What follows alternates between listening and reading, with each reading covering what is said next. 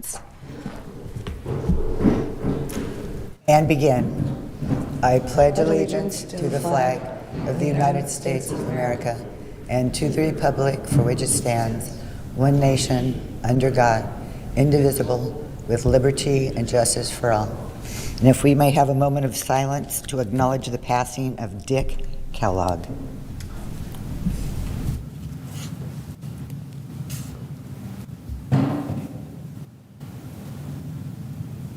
Seated.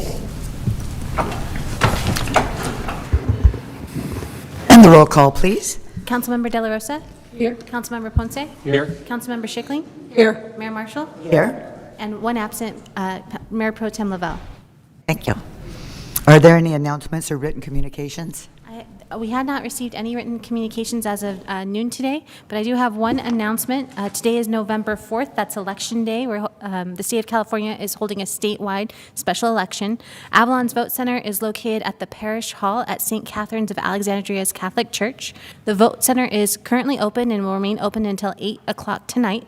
If you prefer, you can still use the ballot drop-off box located in front of the Avalon Library to drop off your ballot and participate in this election. The Avalon Library is located at 215 Sumner Avenue. The drop box is open until 8 p.m. tonight as well. Thank you very much. Okay. Department head reports.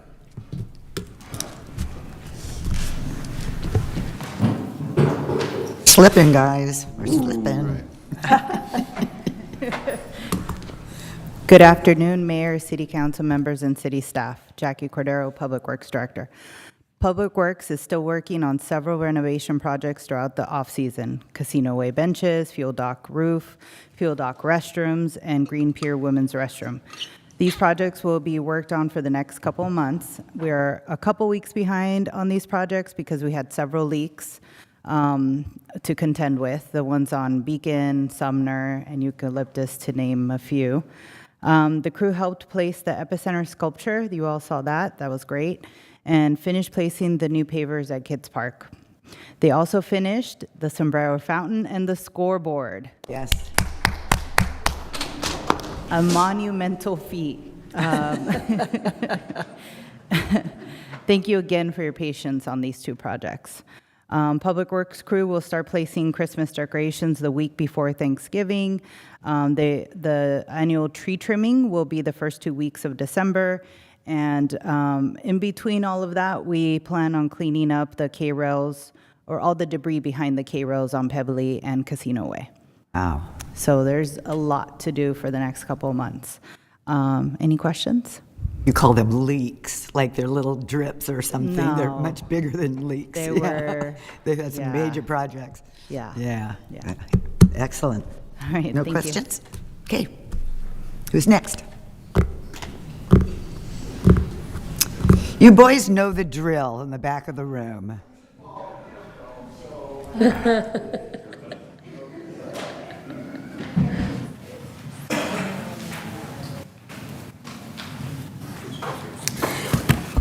Good evening, Mayor, members of the council, city staff. Happy Tuesday to everybody. Kevin Schmidt, Harbor Master. So right now, the harbor, we'll call it the winterization process, is pretty much complete. Harbor maintenance was out there today removing most of the remaining floats that we put in for summertime. So right now, most all of them are taken out. I think we have one left to take out, but so we're pretty well set up for wintertime and weather when it comes. So that makes me a much nicer person. The clock, as much as it makes me nervous to bring this up. Tomorrow, they're going to be up working on the clock, getting it ready. So we're hoping for the new clock, internals and clock faces to be here in the next 2 weeks, and so that it'll be prepped and ready to go. They can put it in here as soon as they show up. So that'll be going on tomorrow. Since the last time we saw each other, we've had the Mermaid Festival and the rubber ducky races in that, which I thought was a lot of fun. Yes. He'll probably tease me about it when I get back there, but it was really cool. The rubber ducky races benefited the Rotary Interact Club, and first time I've ever dropped off a mermaid from a boat before. So it seemed like it went really well. Last week we completed the RPUSD grant for the South Beach project. So it's approximately a $3 million grant application. Our fingers are crossed. We probably won't find out until after the first of the year, but we want to thank all the community members that took part in the survey and gave us lots of input on that. That really helps out with the grant application. Also thank all the city staff, Aliana, Bob, Kelly, Donna, probably other people, Devin, that helped out with that application. It really, it could be a big benefit for getting that project done. And now to the stats. So for the month of October, we had 1,264 total vessels. We had 5,209 total mooring nights. Compared to last October, that's about a 10% increase in mooring nights. Actually, it's even more than that in terms of revenues compared to last year. So that's good news. In terms of stats, we had 8 Baitwatch assists, 7 emergency medicals. We had 11 enforcement calls, 33 public assists, and 158 security patrols. So, Excellent. any questions? Staying busy out there. I just have a comment. I just want to thank you for coming and presenting to the Avalon Rotary Club. You gave information that a lot of them didn't know, and I really appreciate it. It was literally my pleasure. I'm glad that I could be there for Mr. Maestro's, first official meeting as a Rotarian. I can't tell you the amount of joy that brought me. So thank you. Kevin, I was just curious, how was the response for the survey? Was it good? Was it mediocre? Or where did it fall? Overwhelmingly positive. Oh, yeah, and a lot of Overwhelmingly responses? positive. Yeah, so we ended up with 200, I want to say 220. Don't quote me on the exact number. Oh, but- wow, that's great. Yeah, so we ended up with Okay. about 220 responses, and overwhelmingly, the responses for putting that beach back. Yeah, of course. Yeah, it was Awesome. overwhelmingly. Awesome. Good to don't hear. think there Thank was- you, town, for responding. Yeah, exactly. Thank you, appreciate it.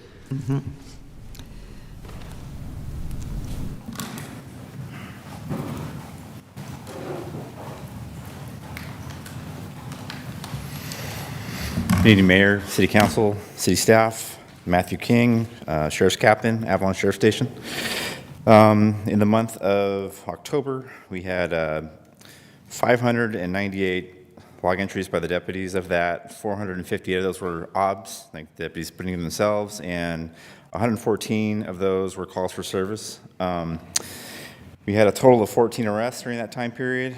There were 4 domestic violence, 1 arson, 3 drunk in public, a battery on a peace officer, or 2 batteries on a peace officer, a DUI, and another battery as well. We also made 15 traffic stops and 13 pedestrian stops. This weekend we have the half marathon coming up, and we have 3 reserve deputies coming over and a full staff of deputies, so we should be good on that. And we're also getting the ball rolling for this year's toy drive. So we'll be doing the Maverick Santa Claus flyover in December. So if anyone has toys that want to give, please bring by the station. We'll collect them there. So, Excellent. Any questions? or comments? No, thank you. thank you.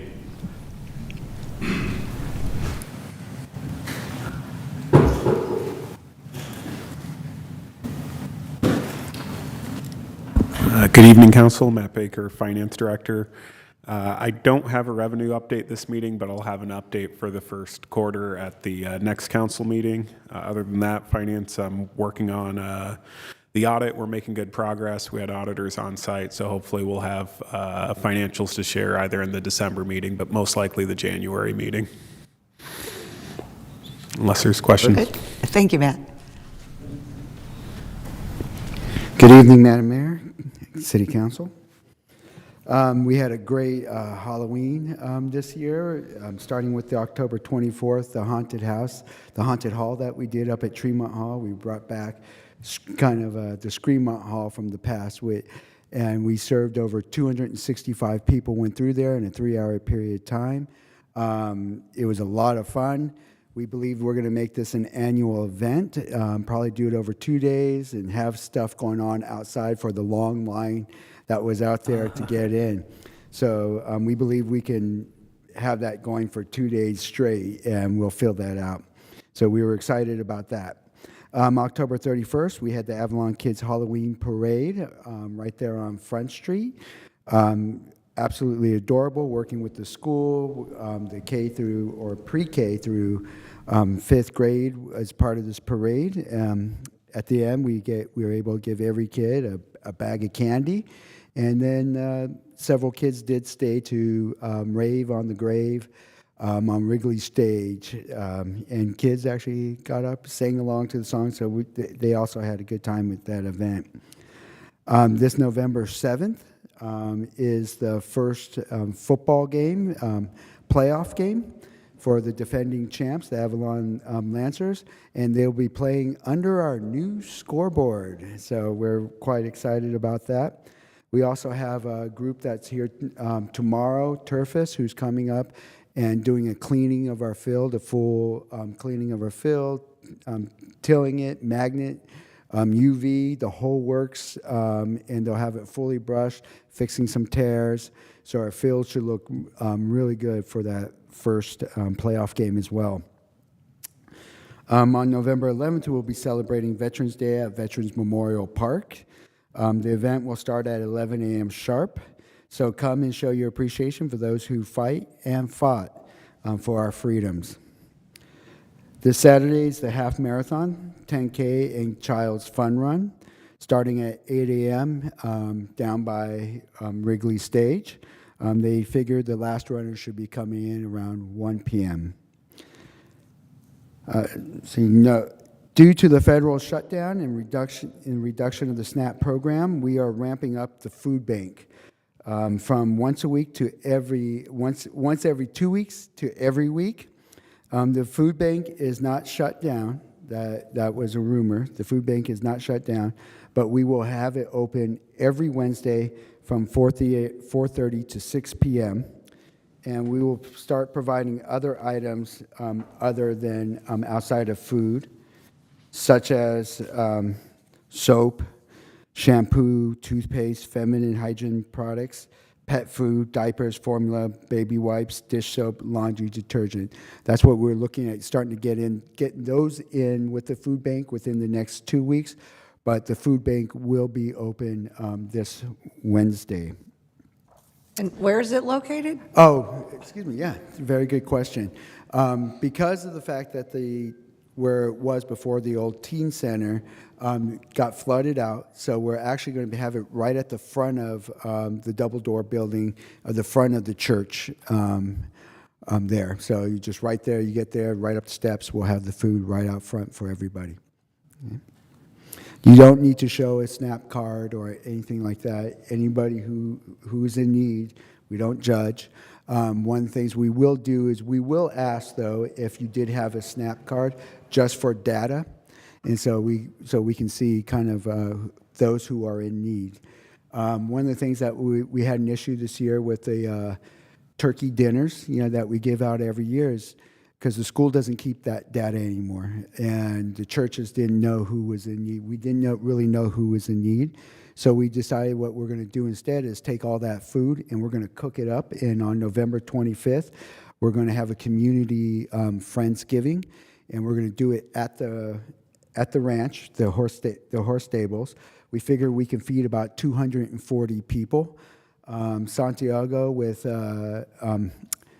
Avalon Smokehouse, he'll be the one cooking up the turkeys and the fixings, and we're going to be serving out of there. So if anybody would like to come and volunteer and help out, we would appreciate that. We've already got quite a few volunteers. And then from there, we'll also be able to maybe grab some more data, and then for Christmas time, be able to give out the dinners at that point, along with the Toys for Tots.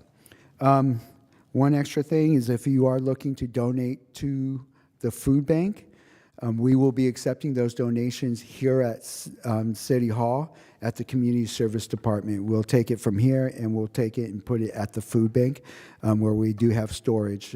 We can store quite a lot. So if you are looking to donate, the only thing we ask that you don't donate is clothing, because that's hard to match to people. But food and any of those items that we had spoke about before, we will take them here and make sure they do get distributed. So we appreciate you for that. Thank you. I'd like to add, hopefully when people bring the goods, they will look at the expiration dates on them, because some of this stuff is 2 years old. Maraschino cherries I probably still have in my cupboard. You know, I mean, there's stuff like that. Please don't bring us your garbage. One more thing, actually, thinking about that tonight, you're going to hear about the Hungry app. We're going to be rolling that out with the food bank, so people will be able to understand what the Hungry app is. It's basically an app that if you're hungry, you can find it anywhere in town. So you could be a provider, like the food bank would be a provider. So once we start taking, we just worked with Vons, and we're going to start taking fresh produce from Vons, you know, the stuff that's kind of perishable. Then we can grab it, throw it out on the Hungry app. You can come pick it up right away. So you'll hear about that tonight from John from the Hungry app. Jocelyn will give you a little bit more update on that. And then it's really good. Yeah, we're actually really excited about this app because we think it's going to do incredible things for people who are underserved in that area. All right, thank you. Would you like people to bring bags as well? Yeah, that would be fine. Yeah, I mean, as that's well. helpful because, Yeah. Okay. Perfect. Thank you. Also, I'd like to let the community know that in addition to the food bank, other community members have rallied, and Angela at Gaia Studio is also offering the service. So if you want to donate and drop off, you can do it Tuesdays and Thursdays from 11 a.m. to 7:30 p.m., and then pickup is 11 a.m. to 1 p.m., although she stayed until 2:30 last Sunday. He updated it to 3. To 3. Oh, okay, cool. So yeah, so Gaia Studio right there, you know, up from the Island Company offices on Metropole, across from the museum. So more help for people there. Yeah, perfect. Thank you. Thank you.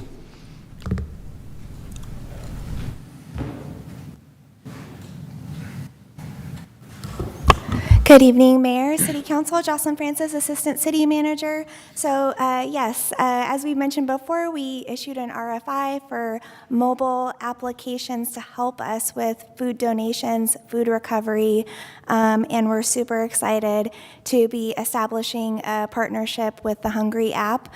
John, the founder and developer, will be presenting later this evening on the application and how it can work.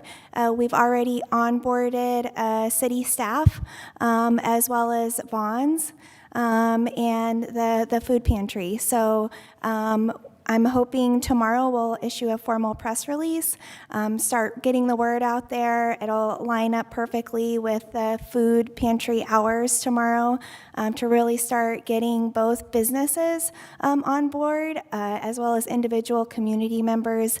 And so we're excited to hear from John later this evening. On October 25th was our fall hazardous waste bulky item drop-off event. It was a huge success, so thank you to CR&R, IDR, the Island Company for letting us use Field of Dreams, and of course all the city staff that were involved on that day. I was hoping to have stats for you this evening, but at the next council meeting I'll be able to share what was collected at the event.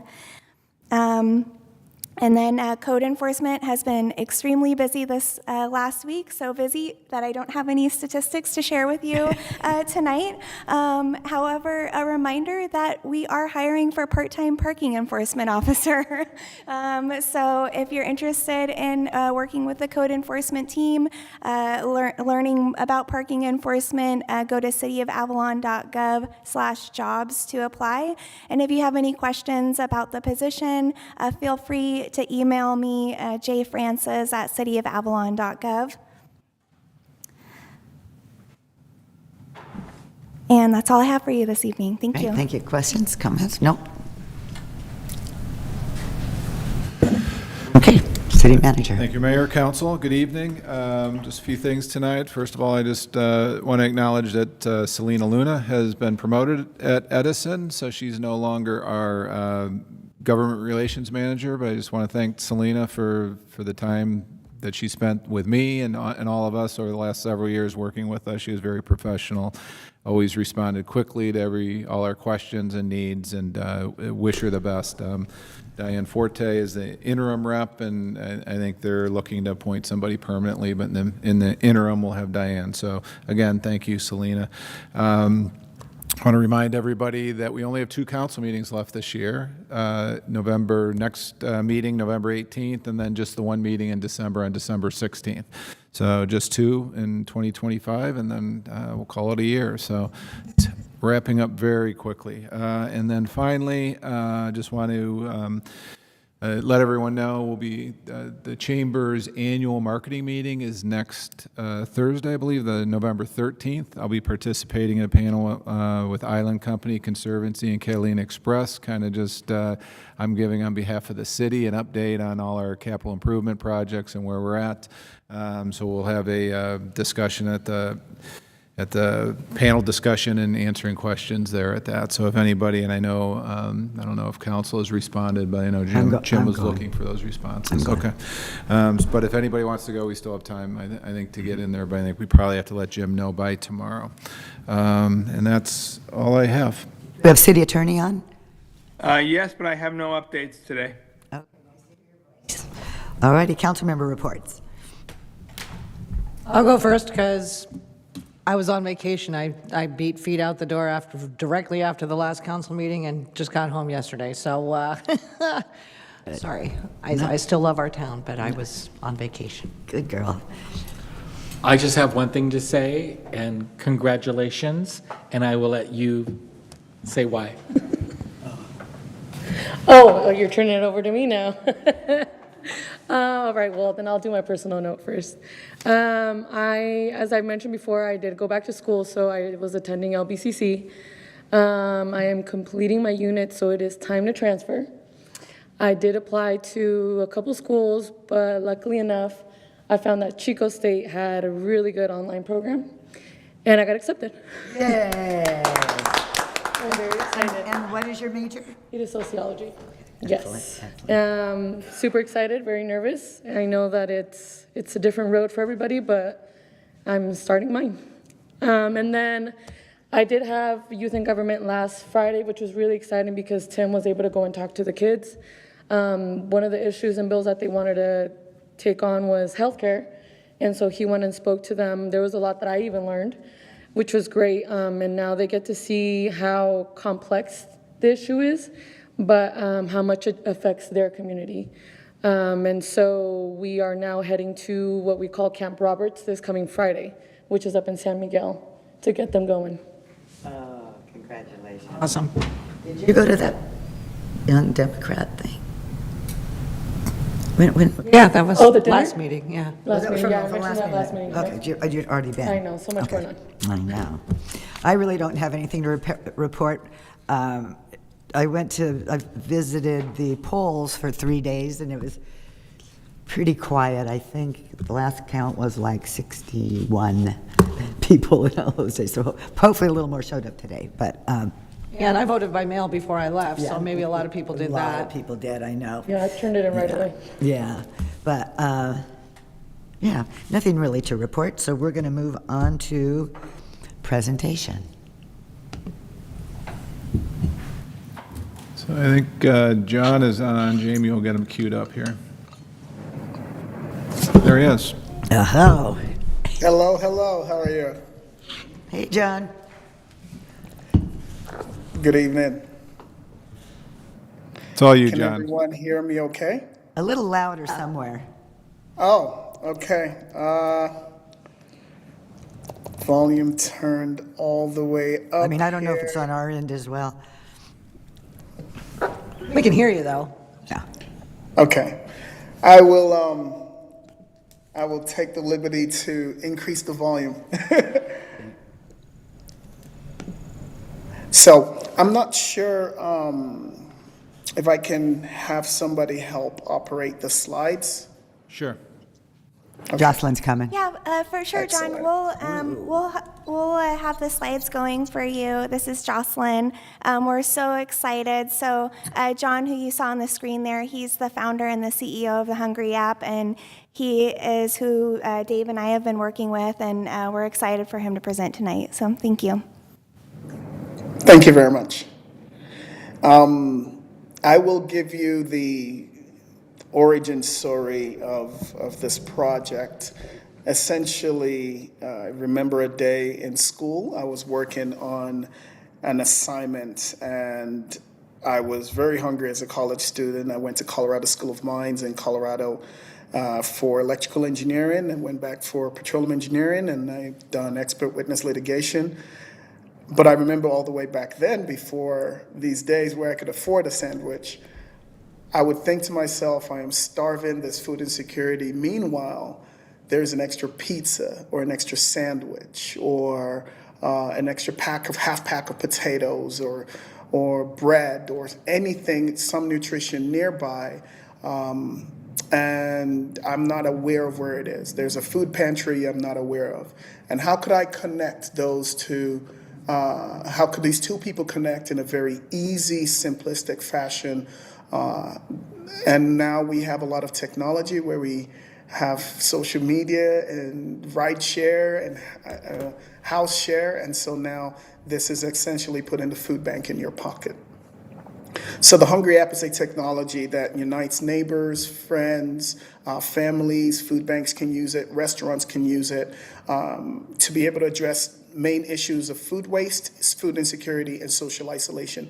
There is a global cost of food waste. By the way, in this presentation, there are a lot more slides, and the reason we did that is we wanted you to be able to take this information home, review it some more if you want. You get the full info, and I'll only be covering a few things from each one of these slides. But food waste really happens not just in the food services or retail, but also happens within households quite a bit. It's the weddings, it's the events as well. The food pantries, I heard in the meeting earlier today, sometimes you're looking at the hours of operation, and what if that volunteer that day is not available? You don't want a needy individual or somebody in need to come over to the food pantry and, oh, they're closed today. It loses faith in the system. So we created the Hungry app for this because it manages all of those factors, and you'll see that later on in this presentation. Next slide, please. So abundance and scarcity coexists. It is a very weird juxtaposed reality in our world today. We have immense waste of food, and we have a lot of people who could use it. And if we could bridge the gap with technology to make sure that a third of all the food produced globally does not go to waste, to make sure that we don't drive up greenhouse gas emissions, and this falls in line with SB 1383 objectives, to make sure that students, families, workers, travelers, and neighbors have the food they need because the resource is truly just nearby. And so that's what we solved with the Hungry app. I lost the slides.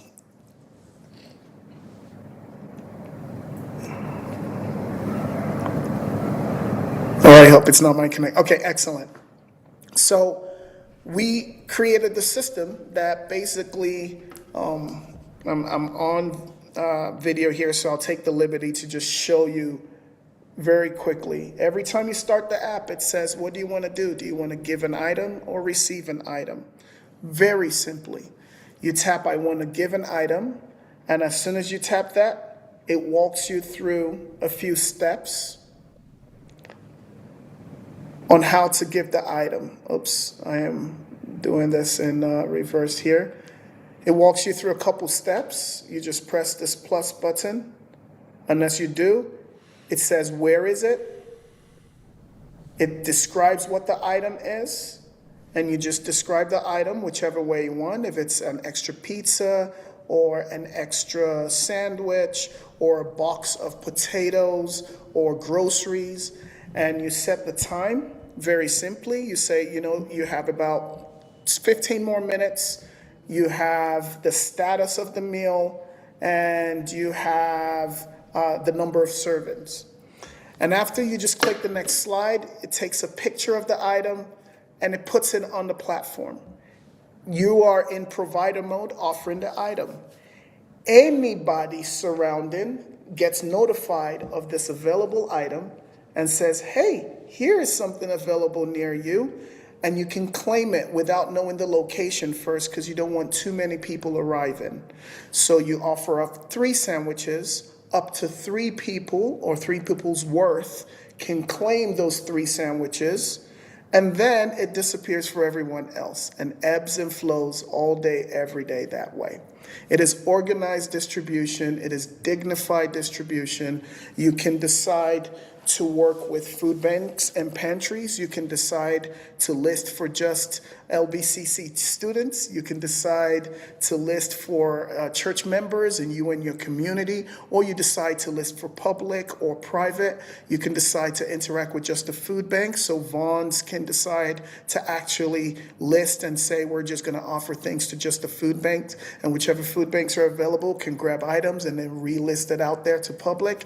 And the beautiful thing here is it's logging all the data without the personal information. So you can track how many pounds of food is distributed or saved from your landfills, the value of those items, and create reports that help assist with reporting for SB 1383. But more importantly, puts the food away from the trash, because the trash doesn't need the food, the human stomach does, and builds community and stops social isolation. That's the summary. So now I'll go back to the slide and we can march through a little bit faster. As I mentioned, we put a lot of this information in there for you to have for your review later on. Real-time listings. Anytime something is available in real time, you can actually capture it. You can share with public or share within community sharing villages. We are implementing donor mode and runner mode, where you can go in the app and trigger a listing from an actual restaurant who wasn't necessarily offering it for free, but it creates a purchase. You pay for it, and it creates a listing available for those around to pick it up. We're actively working on that. And runner mode, where you can volunteer your time and actually complete the listings for those who cannot travel between the provider and the hungry. Next slide, please. We have unique pickup codes and safety measures included in there. The app is also available right now in 62 languages and counting. We're developing more to put on the platform, making it essentially accessible to anyone with a smartphone anywhere on earth, from the Middle East to South America to Africa to Colorado. We connecting with mayors. There's certain cities that just signed requested partnership agreements with us, just like Avalon within Colorado just today, just because people are realizing that abundance and scarcity coexisting can be bridged with simple technology that we already have. So we'll skip this slide, or we'll move to the next slide. I mentioned that you can share with your public, so I can give up a sandwich. I live in an apartment building, and I can say, I'm offering this sandwich, but just to somebody who lives in the building, because it's 1 a.m. at night and I don't feel like going outside.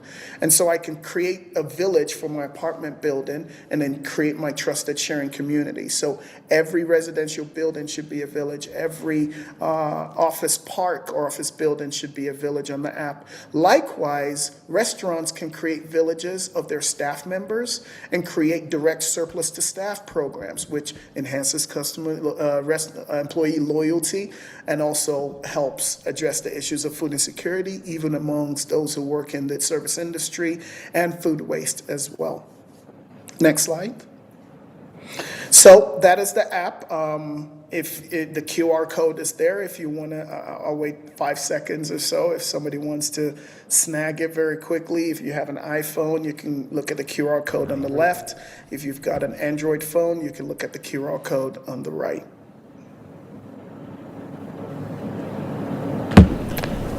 Can't quite see the group right now, so I'll assume that you can always check this out later as well. The website is TheHungreeApp.com, TheHungreeApp.com, and that hungry is spelled with 2 E's at the end versus Y. THEHUNGREEAPP.com. And the download link is just right on the website as well. Next slide, please. So we have actually connected with several people with disaster relief task forces. We were invited to the National Extension Disaster Education Network conference last week where we spoke about it, and several disaster teams and individuals helping with disaster relief who need a way to distribute items quickly, effectively, because we manage the location and timing. You don't want somebody head into a parking lot that's not safe during the disaster if the distribution point is somewhere else. So this app handles all of that as well. So this is an ecosystem that involves neighbors and individuals and restaurants and gardening communities. We've got compost sharing villages. We've got pet bones sharing villages. We've got food bank villages on there. And governments, institutions, NGOs, corporate partners who want data on their corporate social responsibility and their environmental sustainability goals, universities, academic institutions. It works for everyone with a smartphone, and you can connect and integrate the way you want. Now, Jocelyn is just going to slowly click through the rest of the slides up until about 33, but it just,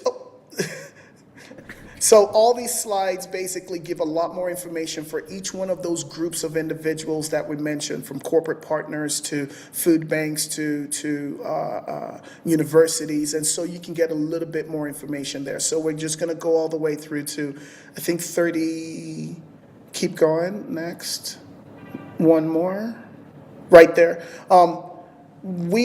Part of our traction includes state senators and state reps in Colorado, for example, where they've consulted with us to buttress the edible food waste bill to the level and standard that California has, which, is pretty well written with SB 1383, but all the way to the Clinton Global Initiative. If you go to the next slide, please. The Denver Post to Google Play actually featuring the Hungry app not too long ago, about 2 months ago. And their statement was, what if an app could connect neighbors to fight local hunger? Hungry app saw a problem and built the answer. So from NPR and Colorado Public Radio, and I believe they're rerunning that NPR Spotlight, so I can send the link to Jocelyn to distribute. They're going to rerun that interview next week, because given the theme of what's happening in our country today, people need help and they want to show them a tool that they can easily access help. The Food Tech Challenge, that was the Clinton Global Initiative and the Gates Foundation and several other business entities in the Middle East, came up with a competition that evaluated 1,215 projects and companies around the world, and we finally made it to the top 10. I wish this was a voting decision and we would try to get everyone to vote for us, but it's a judging decision, which raises the standard, but it shows how much more this solution has earned that recognition, all the way to the engagement with City of Avalon, which we're extremely excited about, and you'll be seeing us in town, even as we work right away with the marketing communications team and bringing this on. So, if City Council wants to do a proclamation on this and get everyone involved, that'd be great. Let's go next. And that's it. That is the Hungry app in a nutshell. You've seen how it operates. In about 30 to 60 seconds, you can create a listing. In 30 to 60 seconds, pops up in your phone. You say, oh, there is something 500 feet from me. You don't get the location yet, but you can say there's something 500 feet from me. You know what? I want that. And if there's only one available and you got it and they accept your request, it shares the location, disappears for everyone else, they get the next thing available. So single distributions, mass distributions, non-food items, you can do this through this logistics and coordination platform. If you have any questions, please reach out to us. Jocelyn's office and David's office are in contact with us. We're excited to engage and go through the full rollout. Well, this is very, very, very exciting because we see every day the stuff that's thrown out of our Vaughn store, meats and vegetables and just everything. And it's to think that it's going to be put to good use. It makes me very happy. So thank you. Thank you, John. Thank you. Thank you all. We are very excited.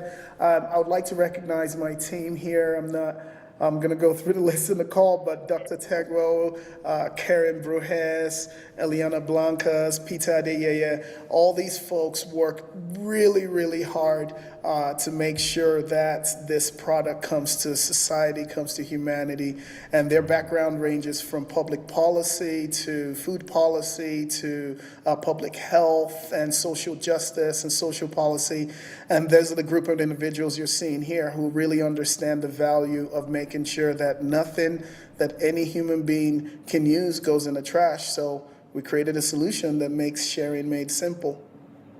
Excellent. Any comments or questions? No, it's just so totally cool. I know, it really Great is. job. Yeah, Thank you, you. Jocelyn, and the team on our side as well. Yeah, thank you. Thank you. I guess I did have some small questions. I already got the app, so I'm Please. kind of going through it. Oh, dope. Are you able to switch from provider to Hungry? Excellent. So you just went in and you chose provider. So I if you haven't just chosen tap one, that. I'm just wondering if you choose provider one time and then you want to choose Hungry the next, does it let you do that? Excellent point. So I'm just going to show you if you can still see me. Every time you start the app, it's going to ask you if you're not in the middle of anything, what do you want to do? Do you want to give or receive? Now, let's say you went into give mode. If you tap your menu at the bottom, you can hit that slider and just switch to provider mode. Or if you're already on the screen, you can just tap that ribbon and it'll say, do you want to switch mode? So absolutely you can. In fact, part of that intent was food pantries can receive bulk items from Vons and switch to provider mode and redistribute it to different individuals. So that's a powerful thing. So, and if there's more than one food pantry entity available to execute the action, you're not relying on just one. It's just Vons can say, hey, we're offering this group, this village, we call it on the app, and it offers it to them. And if it's 40 boxes of an item, what usually happens is food waste happens at the food pantry too, right? Not enough people picked it up in time, or they didn't have enough volunteers, or their hours weren't quite well because of the volunteer working. So if the church can say, we'll pick up 4 boxes of that to redistribute, and the food pantry can say, you know what, we'll pick up 10 of those boxes to distribute. It's a very simple thing, and when it's gone, it's gone. It's not available for anyone else. So you can select your circles. You can make it public. There's so many ways it can work, and I'm sure the city's office can explain a lot of that, and we're available to also do presentations. We will be in town. You're going to see our posters and murals and meetings where we would love to onboard it. And we're confident enough to say, well, I'll give one example. In the city and county of Denver, there's hundreds of thousands of people. And state officials and city officials are now realizing, and one of the comments was, if we just get a few 100,000 people on here, nothing would ever go to waste and people would not starve anymore. And that's what we want in Avalon. We want it from the tourists to the residents, for nothing to go to waste. Give a chance for somebody nearby who could get it. And you can operate in a safe space under villages. You could do it in public. We have a certified provider program. So if you've had food safety training, we give you a certified provider tag. So now you can go in your filter as Hungry and say, only show me things within a mile of me. Only show me things by certified providers. Only show me things within my apartment complex village. So all these things we're going to be setting up and rolling out in the city very, very soon. So you're going to see this team. You're going to see me and my team there. Can't wait We're to going to be see them. semi-residents for a little bit. All right. Awesome. Thank you. Thank you. Thank you. Jocelyn. Okay. Thanks, John. You're welcome. Oral communication, this is an opportunity for people to speak on items not on the agenda. You will be limited to 2 minutes and no action will be taken.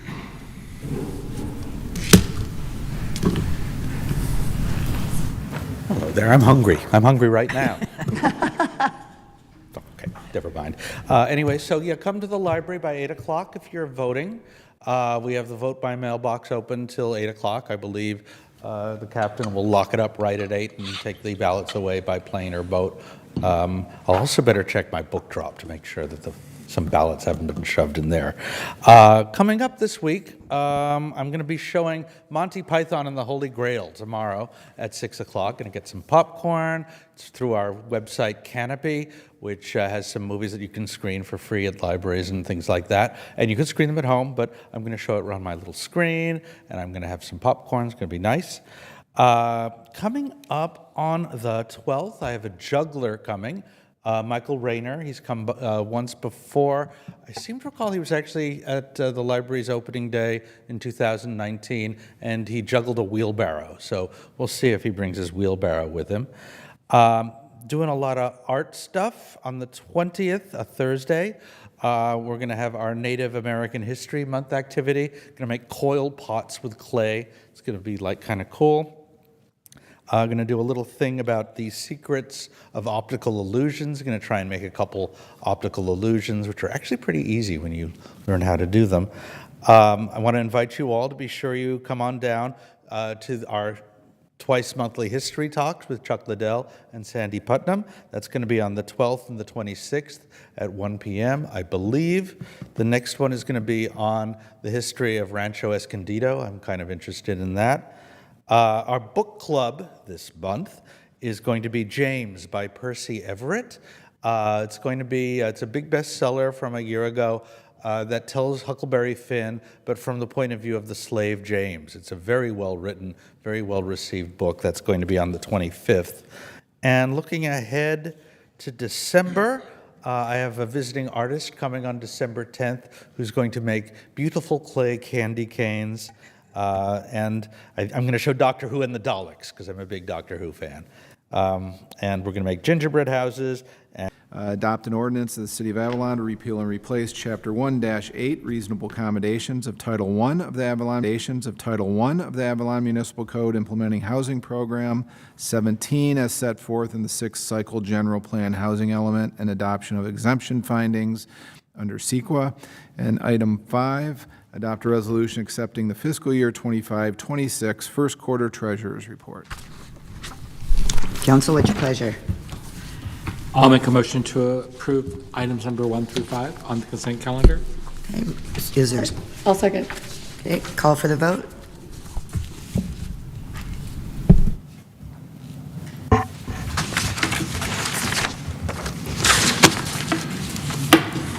Four ayes, one absent. Mayor Pro Tem Lavelle.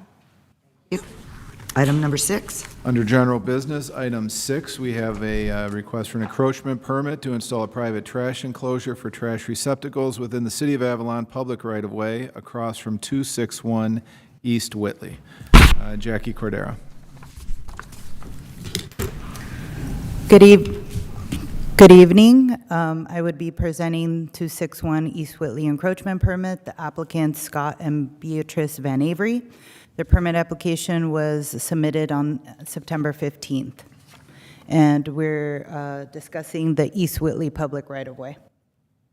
The scope of work, the location is along East Whitley by the Burma Trail. The area lies within the public right-of-way in front of 261 East Whitley. There, in that area, there's a fire hydrant, 2 bollards, a utility station in the area. There's also guardrail that will be installed soon outside, protecting the fire hydrant and the bollards, and essentially also that utility station. There's a concrete pad there that makes it seem like it's very nice for trash cans to go, but that was installed to stabilize the hillside and give space in case there's maintenance or emergency activities in that area.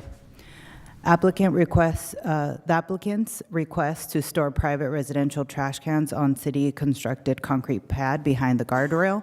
And then I have a picture on the next slide to give you a better view. The property owner would need to build a trash can enclosure to prevent residential trash cans from falling behind the hillside. And this gives a better perspective of what we're talking about. And you can see the fire hydrant, the bollards. There currently are trash cans there. I assume they're from the property owner. And the guardrail on the far right, I don't know where you're looking, but the one with the utility, the green utility. Yep, you see that. Okay, so On the there, utility box. you see the guardrail in that picture. That will go ahead and extend and will be in front of those yellow bollards that you see. So really, if you were going to put trash cans there, it's kind of impossible once that guardrail is installed, how to move them from, that kind of area. So the criteria for Avalon Municipal Code Section 49105, 49106, to see if they meet this criteria, is it desirable and necessary? Private use of public right-of-way for trash can storage sets an undesirable precedent for other residents. Is there an adverse impact? Proposed area lies within planned public guardrail footprint and near public utilities. Is there a safety concern? Well, trash cans and enclosure may obstruct fire access and maintenance activities. Therefore, the request does not meet approval criteria under AMC 49106. Please note, applicants own an adjacent property where private trash enclosures and cans may be placed. Staff recommends denial of application and assists with identifying alternate trash container location on private property. If no action is taken, trash cans remain unpermitted in the public right-of-way, as we saw in those pictures. And the city would lose consistency in the right-of-way management, which is exactly what we've been trying to do or have been doing here on Tremont. So the action we're requesting is to deny encroachment permit. Property owner is here also, and the letter and pictures included in the packet from the property owner were, you were able to see those. And I ask if you have any questions or you'd like the property owner to answer any questions. Would the Van Avery's like to say something? Okay, come on up.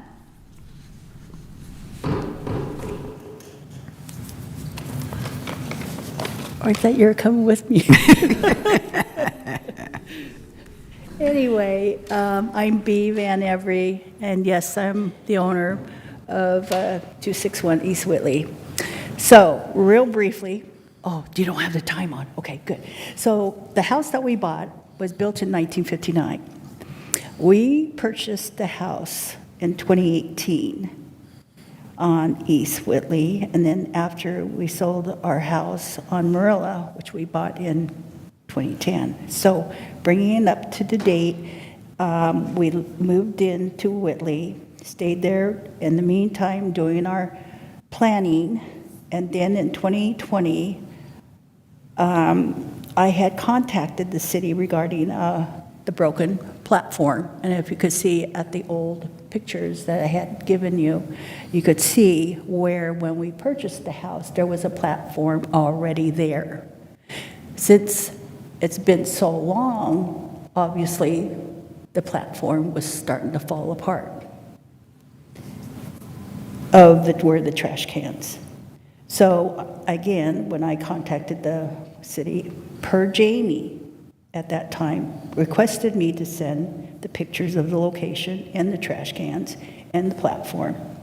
Then he came up to evaluate for the rebuild of the platform and also the trimming and the cleaning around the area because the landscaping around there was horrible. And yes, I took the time and I took funds from us to keep our area clean and fire-free. So anyway, per Jamie at that point in time, said no problem.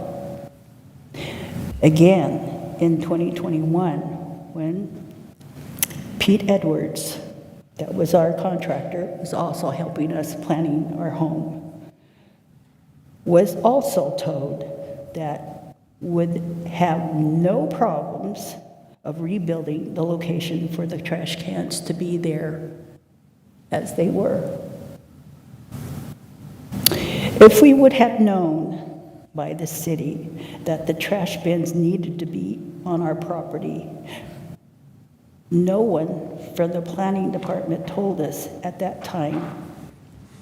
And I believe it was John Gilbert and Michael Palmer. It's been a while. They never said anything about making room for our trash bins. And if you looked in front of our home, we made a small parking for our cart. And there are stairs to the back kitchen door and stairs to the front door. Now, if we were to put trash cans up by our back door, and if there was a fire where the fire department needed to come, they would have to remove those trash cans, we would have to move those trash cans back and forth down those stairs. Now, how many stairs? I don't know, because our stairs are now being built as we speak. Yes, Jackie Cordero, she did come up about 6 months ago. I told her about the trash cans. She came up and saw and also looked at the location, and she was negative about the trash cans due to having rails, and she was telling me that the rails would be in front of the fire hydrant. They will not. I don't know if that's what the planning would be, but as you can tell when she put the pictures up, the trash cans would be behind the fire hydrant. No, fire hydrant. Hopefully not. But we asked the waste management, and they said there should be no problem for them to take our trash. And that platform had been there for 60 years when the house was built.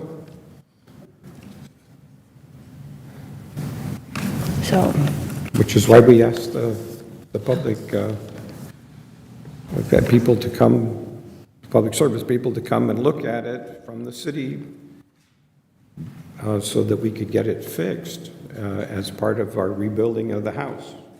And at that time, they said, yeah, it's no problem. yeah. So Now it's a problem for some reason. yeah. So it's been a long road for us to build or remodel this forever home, and it seems that we're always bumping into something that needs to be done. And we pay our bills and we do the right thing. Yes, we understand there's rules and regulations, but you look up and down our street and you will see many of the trash cans out in front of their homes, on the streets, and plants, pots that are out there, as well as if you saw the pictures that I have given you. So I just don't understand that neighbors can go ahead and do that, but we're just asking for our trash cans to be put where they were years and years before.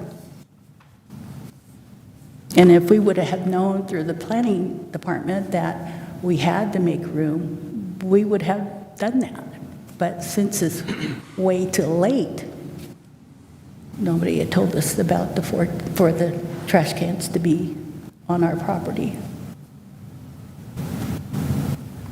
Well, when I look at the pictures that everybody else has their trash cans out there, I'm assuming, though, you would have some place in front of yours where you could do the same thing?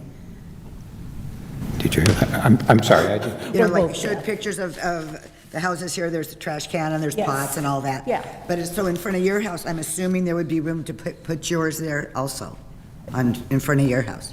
Well, Jackie said, no, we can't do that. She just simply said, no, that's not allowed. I mean, So these pictures with the trash cans that you're referring Yeah, to, they're that are in all- front of the houses, those are only out on trash day? They're not out all the time? They're out all the time. You Oh, can they go are right out now. all the time? Yeah. all the time, You can go right now, they're there. including plants and all kinds of Potting things right plants. in front of houses. And they shouldn't be. The point is, those folks don't have an encroachment permit to allow them to do that either. So they shouldn't be out there. And it Okay, and so creates that's problems. on the uphill side of the street, right? and down. Right. I didn't mean to cut you off, Ann. No, you're fine, you're fine. I know, I mean, even our alley, we keep our trash cans in the alley, they shouldn't be there, right? I mean, yeah, so if we really want to clean up, there's a lot of cleaning up to do. Well, I'm kind of confused. I don't know if we can go back to those color pictures, but did the Van Everys, are you the ones that submitted the pictures from 2024? Yes. So May 23rd, 2024, they have the trash cans right here, and I know you redid that area. So what happened? Where did the platform go? Because it looks like it would be to the right of these bollards. And so you staged trash cans behind there to say, this is where they want to go? Yes. Oh, okay, that you did that? Yeah. And that's where you want them to go, is behind the fire hydrant? Yes. But the original platform was to the right, correct? Yes, they tore down when they were. Same place where that cement is, basically. The picture with the trash cans behind the fire hydrant, Was the same. that's really where they were before. That cement area was not there. It was A wooden platform. It was a wooden platform that was there. And you're the only ones that ever used that? Nobody Yep. else puts a trash can there? Correct. Please note that there will be a guardrail in front of the fire. But it won't be in front of the fire hydrant because that would be against, because if you look at this picture here, you can see where. Mr. Greenlaw, can you clarify where the fire, or where the guardrail would be? Okay, excuse me. Okay. Loud. Bob Greenlaw, previous Public Works Director, and had been involved with this issue and also the current project out there. So the guardrail, even if it does go in along that containment curb, which is in front of the concrete that was poured where that platform was, the concrete that was poured is really a mass of concrete to be able to hold that area in because we couldn't put a tie back in. So if we put the guardrail, well, the guardrail is going to go in one of those two places. So this is say that it's going along the containment curb behind the fire hydrant. You would have to lift the trash cans on trash day over the guardrail, okay? And so that's not the way we want to design something to normally operate. And now if we put the trash cans on this side of the guardrail, they're right next to a fire hydrant. And so that's a safety issue, and we shouldn't be designing things like that either. So there was a previous platform there, and like I said, we removed that. It was in disrepair. And as when I was Public Works Director, there was nothing that came through me for approval or to be able to get an encroachment permit. So even if there was other staff members talking, there, it should have been at least coming through Public Works. So at this point, and even if a staff member misspeaks, that doesn't hold, for what has to be something like an encroachment permit, because for somebody to be able to use the public right-of-way, council's the person to really give that, is the entity to give that. So what is this last picture on the right with the sawhorse and the electrical thing? Is that, and that's like the wooden pieces are pieces of the old guardrail or part of the supports Recording of the old? stopped. What? So there is a wood guardrail that's continuing down the road and just got replaced. It was damaged by a cart going over the edge, okay? So that shows you that there is the ability for a cart to go over the edge, and it went through that wood guardrail, and it was replaced with something a little more substantial. And as we put in the metal guardrail within this new repaired parking area, and it will have a Thrive Beam guardrail, which is a very tall guardrail so that it protects against carts or vehicles going over the edge, and that's why we put the tiebacks in. Then it'll have another guardrail on top of that, which is that wood guardrail, to be able to make it comply with the building code as far as if somebody's standing there. Because the guardrail that's low for carts is for bumpers, needs to be 32 inches high, whereas for people going over the edge with something that's over 30 inches high down below, that needs to have, 44 inches height. And that's what you see, that wood guardrail height, that as we repair those. That piece that you're looking with that green box, that's a telephone utility, and that's behind that wood guardrail. Okay? And so it makes a 45-degree angle at that, and that's where that parking is. If that is construction debris that someone dumped with. Oh, okay. Yeah, that's cleaned up now. Which is one of the reasons if we had guardrails, make it a lot more difficult for people to dump things on the other side. So there's other opportunities down East Whitley for trash cans. And there's, there, of course, has been historically, people have put trash enclosures, but they don't have encroachment permits.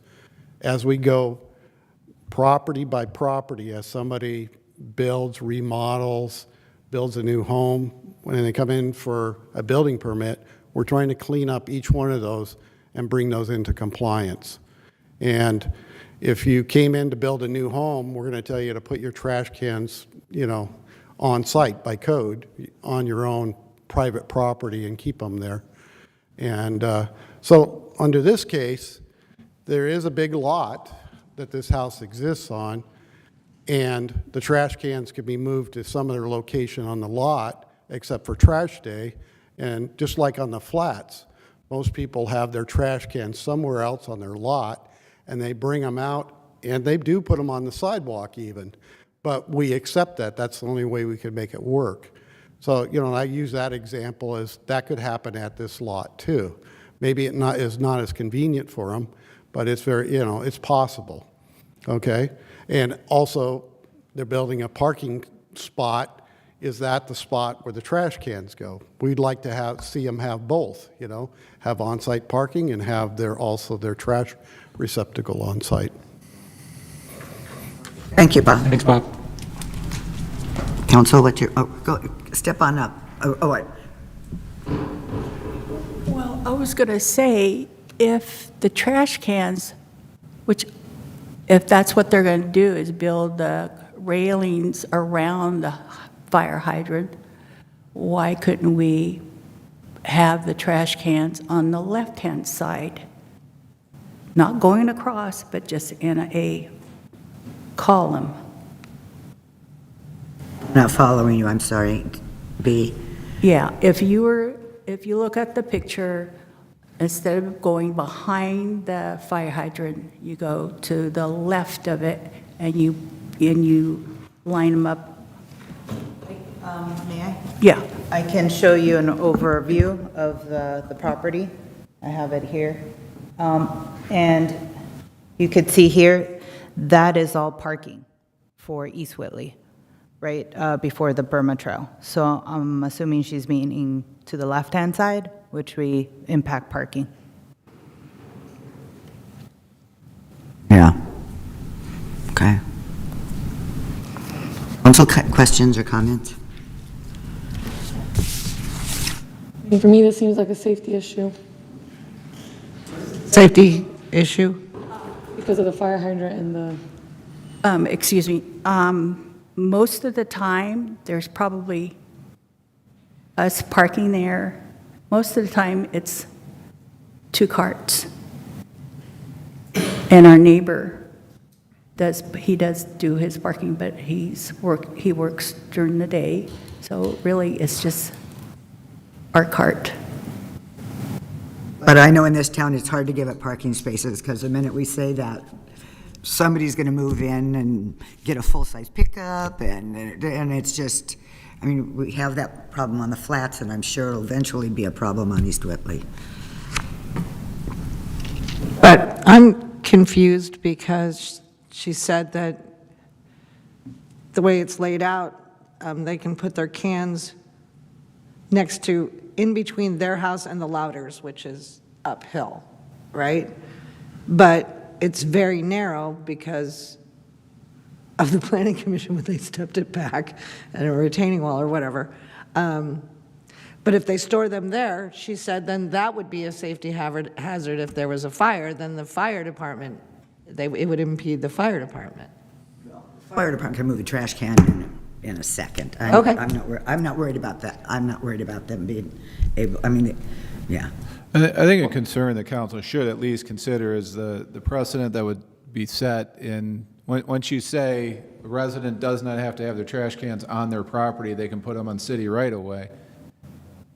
We're going to get flooded with that request because so many people would want to have that ability to do that. I mean, and I think that's what's being asked for here is we don't want to have them on our property. We want to put them across the street on the city right away. And I think that not only East Whitley, there's other streets that you'd see a lot of that going on or the request being made once that's set. And that's the difficulty with this. I understand their concern, but I think it's probably a common problem that the majority of the residents in town would have. Right, I can see that point, but if you go up and down East Whitley, there are, on the downhill side, which would be the right side, there are a lot of properties that do store their trash cans there. So are they waiting to be sold and then that's going to be taken away from them too, or how is that? It hasn't been granted to them. That's the difference. They're asking for something they don't have yet. But they used to have it. No, they didn't. They didn't No, have there an was- encroachment. There was a never. thing there, but they didn't have No, a I know, permit. I know. So they're asking for something Right. that they really are not entitled to. Right, so they're just trying to do it the legit way and everybody else is doing it And the at some non-legit point, way. we'll get that. Yeah, But okay, the- I but got the- you. But the other thing is, I believe they also own part of the property across the street that they could put those on. Why can't it go on that property? Oh, good question, I don't know.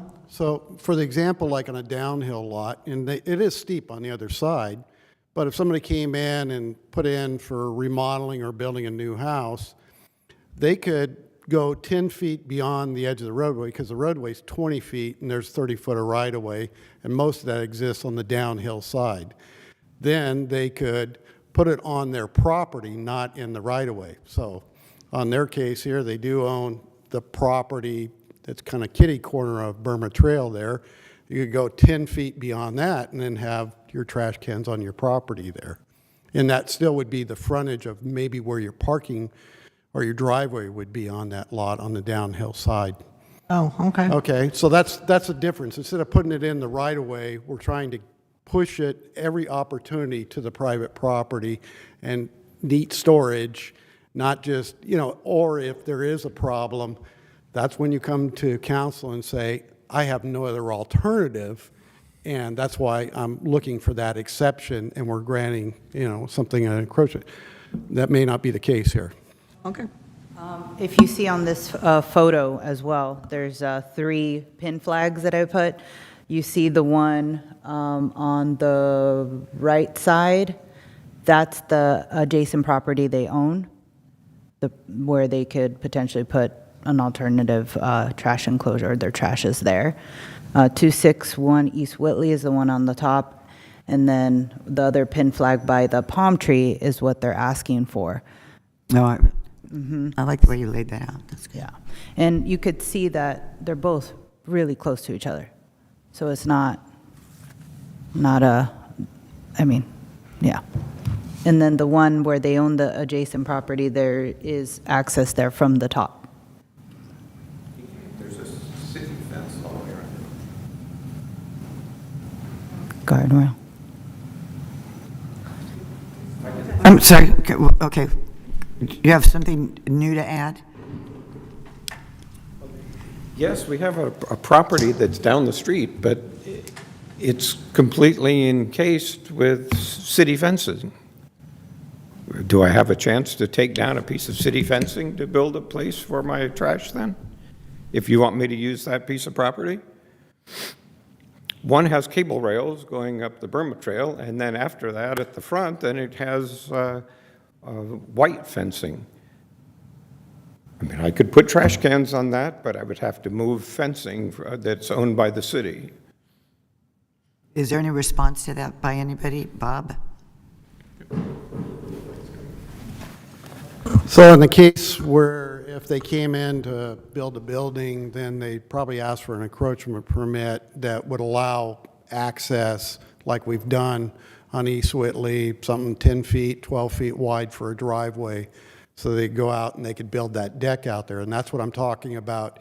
That would be outside the right of way. That would be your driveway to get into the frontage of your house. And so you wouldn't take the whole frontage of where the other parking is. You would have your driveway, like some of them up the road there, the condos, have the parking on outside the right-of-way in the private property, and that's 10 feet back, okay? So that's the example there. There is the neighbor right there where there is an opportunity, I guess, for another couple trash can by some utilities, and that's for the neighbor that's down on Burma Trail. And they don't have direct access to East Whitley, so they actually have to have an exception to keep their trash cans up top there. They need to eventually do that with an encroachment permit, but that's next to some utilities right there next to the corner of Burma Trail. And so you can see that special exception is like, that helps the trash company not have to go down Burma Trail, you know, and then haul the cans up, you know, and they do that in an orderly fashion there. And that space was shared, Could be shared. Or sharing with that neighbor. Oh, it was offered to share? Okay. So the trash receptacle down there by the Thorax house, on the right-hand side as you're going down the street, is that, because they have like a nifty little area. Yeah, so there is a transformer, an SCE transformer there. There's some bollards, and when they went and improved the Burma Trail to get access by cart down to their house, they actually improved some concrete there. And so behind those bollards there, there's like 6 trash cans, and they don't need 6 trash cans. And that's the only people that use those 6 trash cans. So there could be 3 for these guys and 3 for them. But, you know, it's at the corner of their lot, the downhill corner, and you have to walk down the street, down a little bit of a grade to get there, but it's still on East Whitley. So that's a potential there, too. But that's also using the public right-of-way, but it was a special exception. So it was another solution to find if they couldn't put them on their property somewhere and then bring them out on trash day and put them on East Whitley. So,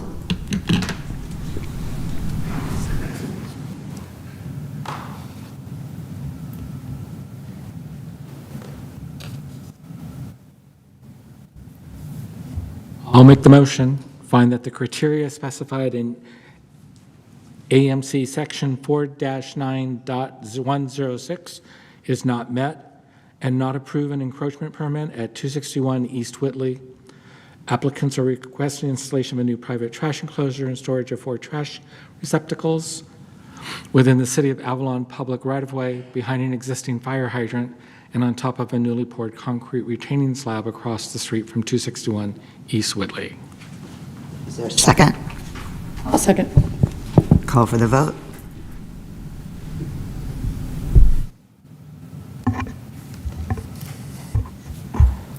Three ayes, 1 no. Councilmember Schickling, 1 absent. Mayor Pro Tem Lavelle. Okay, thank you. Thank you. Okay, item number 7. So item number 7 is we're bringing back to you the discussion that we had a few weeks ago regarding the transient rental license application waitlist policy. What we are proposing with this resolution is to adopt a policy of how we're going to resolve the wait list for the TRLs once we hit the 410 number. We're not there yet, but I anticipate we'll be there at some point in 2026. So what we are proposing here is that lottery system we discussed, that annually, or if a sufficient demand exists, and we have available TRLs that will hold a lottery system where we'll open it up for a minimum of 60 calendar days at any point during that 60-day period. Property owners can apply for a $25 administration fee, submit their application through the planning department. All the applications will be taken in that same 60-day window. Once it is closed, the applications will go through a lottery system. What we've clarified here is that, a couple of criteria that we have to maintain, that being that the applicants must own the property. They can't be in the process of owning it or have it in escrow. The property must be owned by the applicant filing the application. The position in the lottery is not transferable. Once you own it, it has to be you. You can't sell it at that time or transfer it to somebody else. Each property owner and property will receive one entry into the random lottery at that time. And the lottery will be held by the Planning Commission at an open Planning Commission meeting. What we have discussed, and once an applicant once the lottery determines the order, that doesn't mean that they receive a transient rental license. That means they can apply and go through the process for the Planning Commission. It just establishes the order of how Planning Commission will hear them moving forward. So once the Planning Commission hears and fills all available TRLs, everybody else, all the other applications will be rejected at that time, and they can reapply once it's open, the process is opened at a later date. So some of the incentives that we have included here that we discussed with council would be that we think it's a good idea to give anybody that goes through this process and gets rejected and they wait another year or so, they will have 2 entries in the next process, so they'll have double the chance essentially since they've gone through it and they've waited.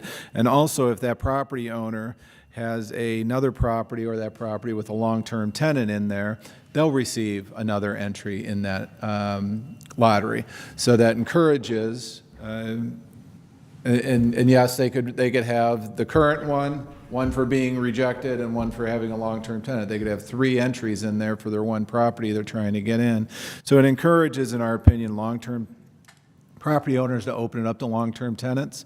And we hope that once this system gets established, that those that don't get awarded TRL will then have the incentive to continue with having long-term tenants in there, or if a long-term tenant gets displaced as a result of that property being awarded a TRL, they have a list of people that will now be looking for tenants because they'll get an advantage. So we're hoping that this is the system that will keep the housing stock available for folks, but we're obviously going to review it year to year and see how it's working for us. So that's the short version of how we envision the system to work.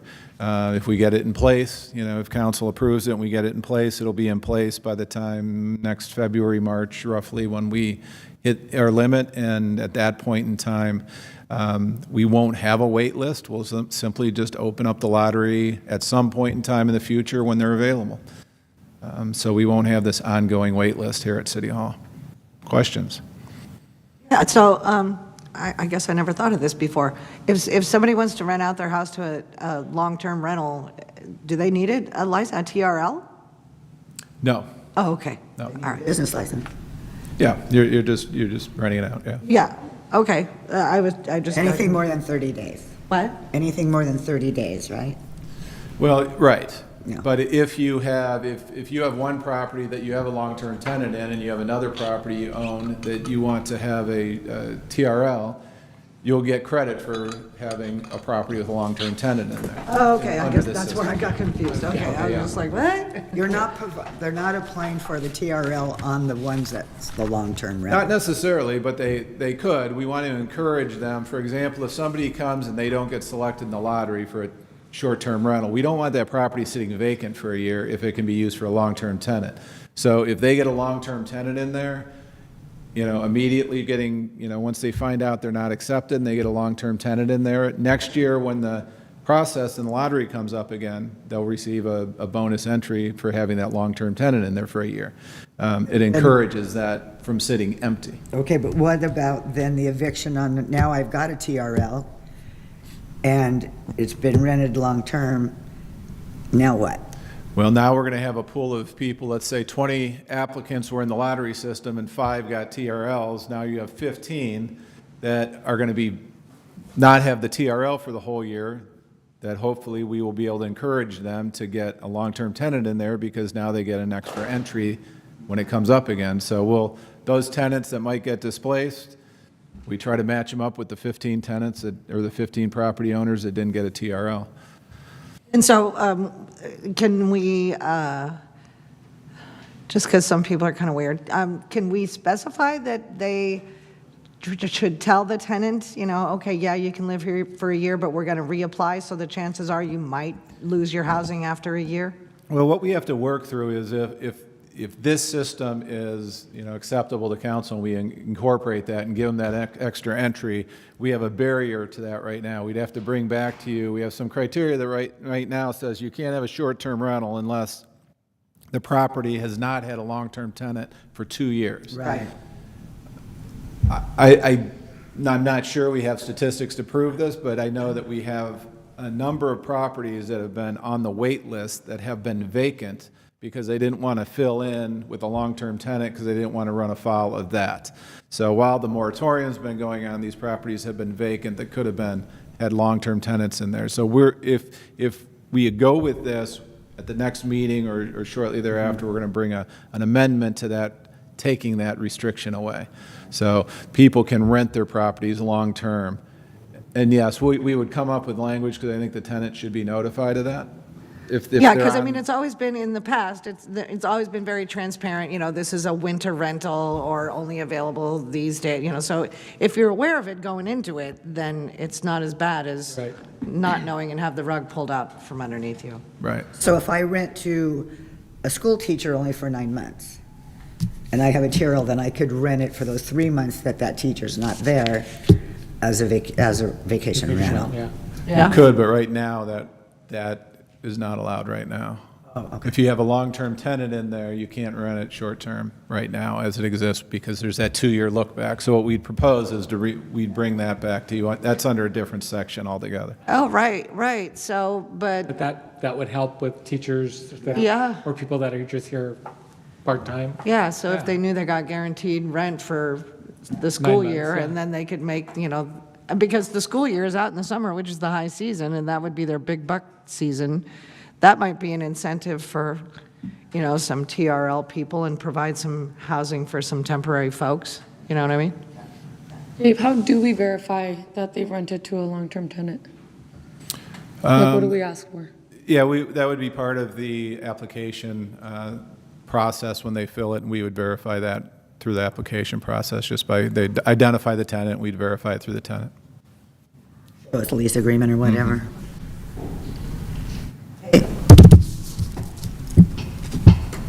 A lot of good work again. Okay. Can I make a motion? I guess I can do it too. Go ahead. You want to do it? It's the short one, yeah. Make a motion to adopt the resolution establishing the transient rental license application waitlist policy. I'll second. Been moved and seconded. Call for the vote. 4 ayes, 1 absent. Mayor Pro Tem Lavelle. Thank you. Item 8, Green Pleasure Pier renovation electrical upgrade. Mr. Greenlaw. Good evening again. This item considers the location of a new major power panel for the Green Pier. Staff seeks council's input on this item because we're on the Green Pleasure Pier, and we want to make sure that community and council have weighed in on these renovations. Okay, let's see, I got a few slides for you. So this is the power panel. This is out there at the fish market on the side of the Harbor Master Building. So this is the problem. An outdated, out of compliance, and beyond intended capacity power panel located at the end of the pier. Southern California Edison will no longer provide service to meter located out there over the water, because understand their power, and it's not just a service, it goes all the way out there and feeds their meters. So they'll want that back at the foot of the pier. We've completed repairs over the last few years, and that has been where we've had burn components because of everything being over capacity and this being outdated. So it's something that it's really our next major task so that we do have a pier left to be able to put decking on. You know, we don't want to see it burn down, okay? So to relocate the power panel, staff recognized 3 constraints that we have. One, the panel must be located 2 feet above the high water. So if you use that arrow where the seawall is there, we're pointing that out, that's the high water elevation. Now we need to be 2 feet above that. Oh. Okay? Because we don't, you know, as we get, especially sea level rise, high tides, super high tides, want to make sure that the meter stays out of the water. And so that's all the requirements, both with building code and SCE. Okay, and the panel must be located on the land side of the seawall. So we can't be further down the pier like we are now. So this side of the seawall, so that arrow's pointing, you know, to locations that are possibly on the land side here. And you also notice that we have that ramp up there at the pier, and that location 2 feet above is about where the top of that ramp would be as far as elevation. 3, the location must be near the pier, okay? For example, you run a power cord, you know, we've all run power tools, and we go out and stretch out a very thin power cord and run it, and you can see that it goes down, right? So you have to put bigger conductors in a fatter power cord the longer distance you're away from the power, the use of the power. So considering the use of the power that's over capacity right now is the fish market, you know, we need to make sure that we're as close to that end of that, but we have to be off the water side of the pier. Okay, this is an example of the power panel.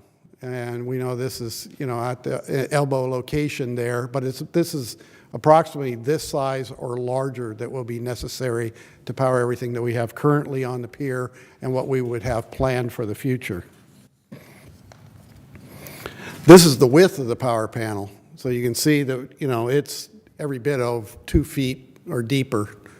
And you can also see the height. It's every bit of 8 feet or higher.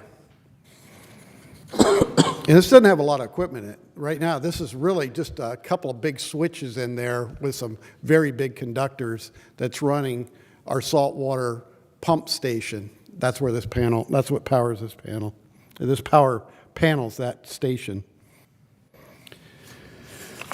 So we're looking at the end of the pier, at the foot of the pier, and you're seeing the arrow to the left of Yoshi's. So staff applied the constraint criteria to several near locations.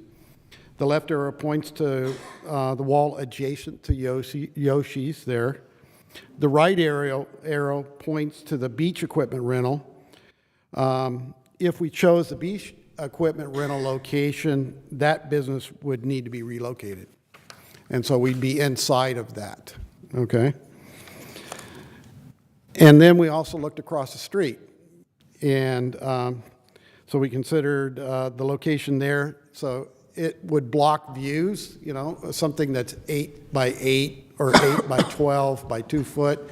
So that would, as you're on the street on Catalina looking this way or on Crescent, you'd have that big block of the view there. So that's not something that was positive. And the other 2 locations, though, they're become part of the pier building, so we're already blocking the view. All we're doing is adding to the pier building to be able to make that work. And this location is further away, so we need that bigger, fatter power cord.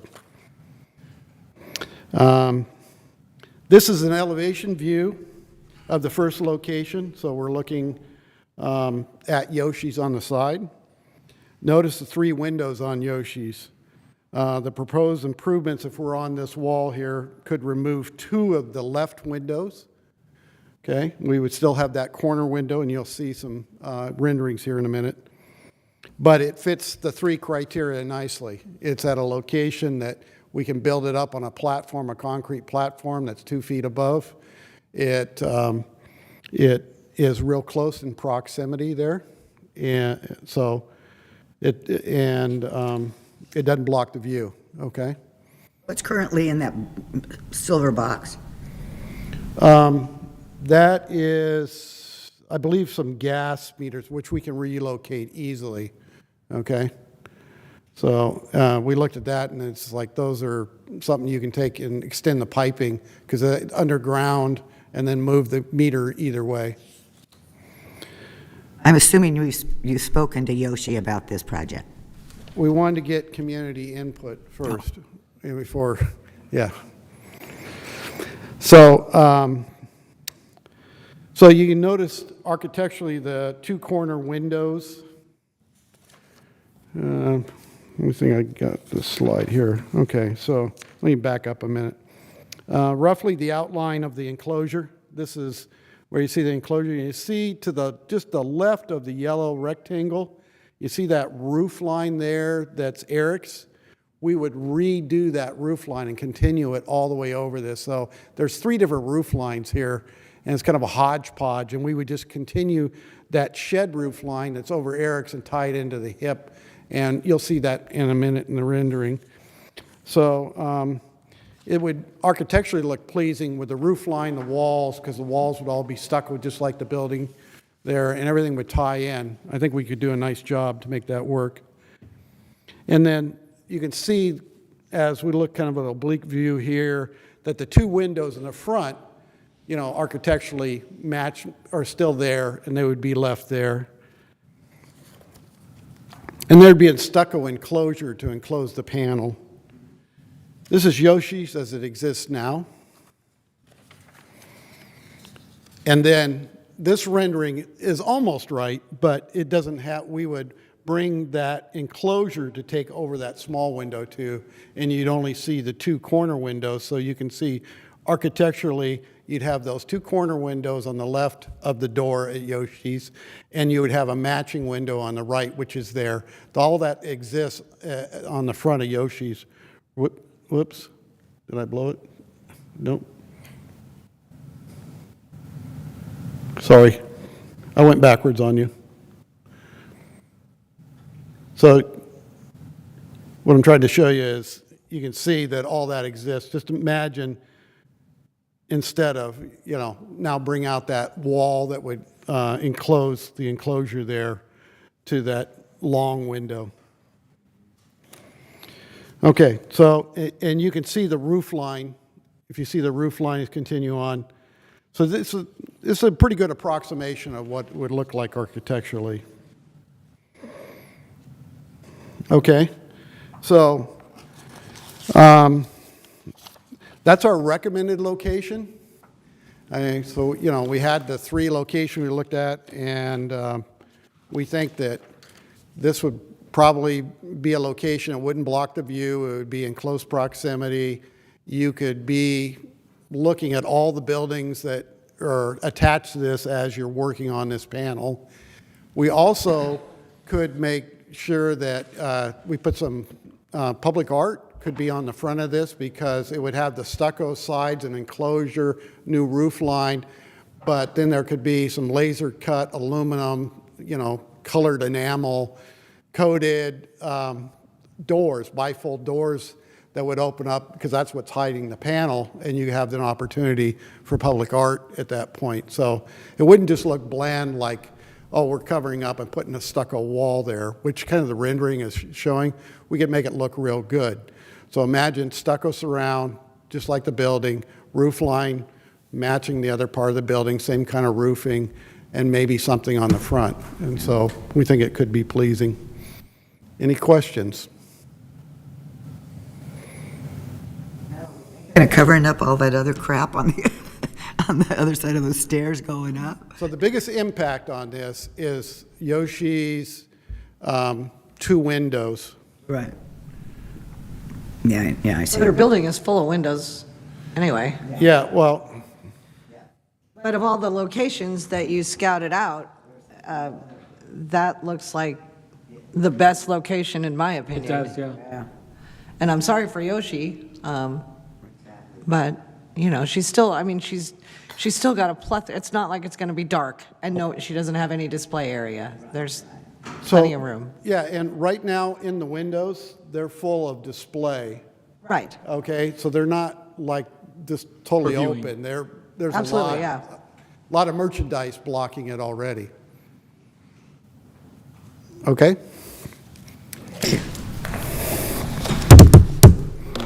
Is there consensus to approve the location? Or I'll make a motion to approve the location for the installation of electrical equipment to support operations of the Green Pleasure Pier. Okay. I'll second. Moved and seconded. Oh. Call for the vote.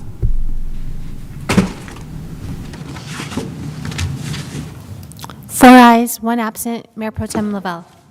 I just have a quick question about the pier's deck surface. So you'll put the electrical infrastructure in first and then work on the pier deck surface? That's our goal. We're working on funding for the decking. Okay. You know, we've certainly explored what that's going to cost roughly. We know what that's going to entail. But yeah, I mean, the electrical is the next critical step. Oh, so I had a thought, because I've seen them in other states. They could sponsor a rail and put a little, for $1,000, $1,500, have a little plaque put on there. They could own a piece of the pier. And how many of those pieces of wood do we have? So $1,000 a piece, and we can get 800 of those? Yeah. I think we can do the pier. That's about the prices I'm getting from the we think we have a really good handle on what the That would be the close. decking. Yeah. But so why couldn't we try that kind of a gimmick and really make it a big promotion and run out of the harbor department with Kevin as our poster child? You can get a little plaque, a little bronze thing. I don't know. People buy bricks. Why not? People buy It's an everything idea, else. right? Yeah, Well, people we're buy making good plaques and turn progress, bar stools. We got the structural pieces done. We are now, next most important thing is the electrical, and that's what's been in the budget in front of you. And then the decking, and especially if we get some grant funds, or some earmark, that would be great. Yep. But we've already identified the project with some area contractors. They've already, give us a budget number. So, we're pretty far along on that. And a lot of the plans that were done 20-something years ago, pretty much still valid. There's not a whole lot of engineering to do to get that deck project out. It is very time sensitive, needs to be done on, the low visitor season. Exactly. There's 3 to 4 months that we're going to be messing things up out there. And What do you call those pieces of wood? What do you call them? The decking deck pieces. planks, the stone planks. That's not going to happen this winter. Well, we have talked to a contractor that, if we can figure out funding real quick. Well, that's what I'm saying. So, we could probably raise a lot of money for that decking if we put our minds to it. Community service would be all over it with the harbor department.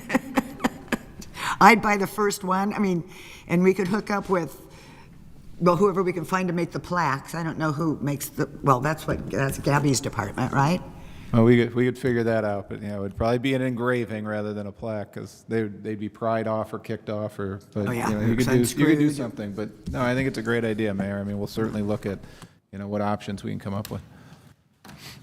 Okay. Well, if there's nothing else, meeting adjourned.